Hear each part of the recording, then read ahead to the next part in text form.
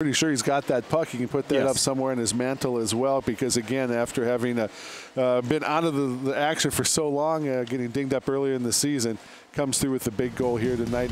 Wasn't necessarily the game winner. That second goal by Bemidji State took care of that, but nonetheless his first collegiate goal got the Mavericks going. Let's take a look at some of the highlights in the contest here tonight. And that was the goal. The Mavericks turned things over. First period not necessarily played to the pace the Mavericks wanted to, so they trailed 1-0 after one. Mavericks come back though and get the equalizer from LaFontaine. Well, he just was right out in front, wide open. Walsh is out of the net. He takes a nice pass and puts it in. Gets that game tied up. Now we're going to look at Knowles to Huntebrinker here, from the left circle to the right circle, and he finishes. You do it so often, but I'm sure that first time coming down, you got to be a little bit excited. Step and then cleans up on a goal there as he comes on the weak side. His 7th of the season. That made it 3-1, a power play tally.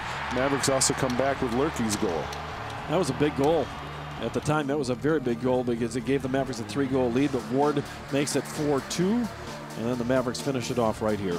Almquist will come on the weak side, one-time it up and over the shoulder of Walsh, and that made the score again by the Mavericks tonight, a 5-2 winner. Again, out shooting the Beavers tonight, 48-28, and the Mavericks put a lot of shots on goal.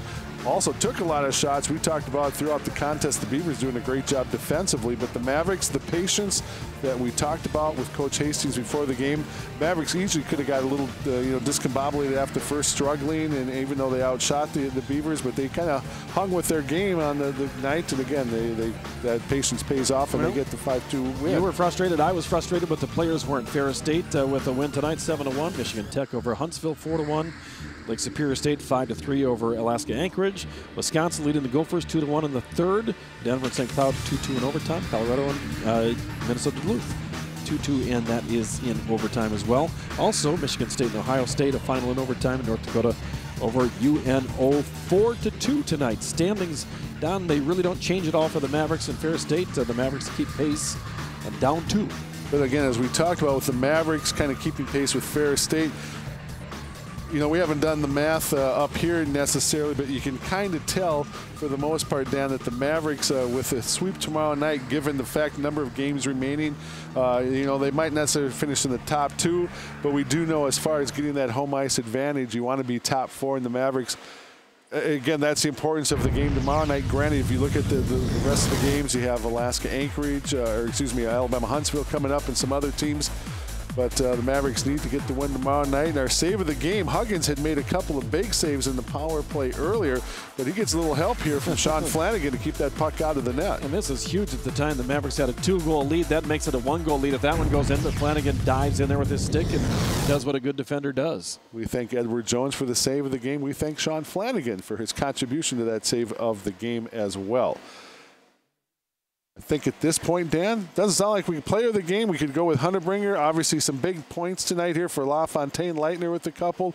Palmquist, the Mavericks, slow in the first period, but it was really a team effort. A lot of guys combined for this one, the 5-2 win. Well, and even Cole Huggins, you know, I mean, he only had 26 saves on the night on 28 shots on goal, but he had 2 enormous saves in a 1-1 game, a power play opportunity that Bemidji State was not able to finish off. And, you know, he made a couple saves that most nights the Mavericks haven't had this year, and that really made a difference in this game. So to get the sweep, you got to win the first one. The Mavericks do, and we'll see if they can come up with the bookend win tomorrow night as well. And that would be nice. That would be very good on our part as well. Dan McCarger, Don Westfall, and the rest of the students from Bethany Lutheran College who brought you this contest tonight from downtown Mankato, the Verizon Wireless Center, where once again our final score, Minnesota State Mankato 5, Bemidji State 2. We will see you tomorrow night, 7 o'clock for the pregame show. 7:07 is the face-off.